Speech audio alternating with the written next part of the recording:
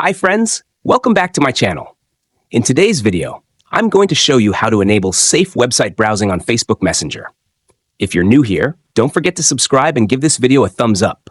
Now, let's dive in. Step 1. First, unlock your Nothing phone and open the Messenger application. Once inside, you'll be on the main screen, which displays your Chats menu. This is where all your conversations will appear. Step 2. Now, look at the top left of your screen where you'll find 3 vertical lines. This is the menu icon. Tap on it. Step 3. Next, locate the settings option on the right side and tap on it. Step 4. Now scroll down to find the privacy and safety option. Then tap on it.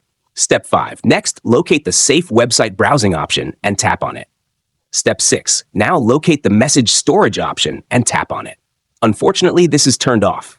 Step 7. For the last and most important step, select the Safe Website Browsing option to turn it on instantly. If you found this tutorial helpful, don't forget to give it a thumbs up and subscribe to my channel for more great tips. Thanks for watching.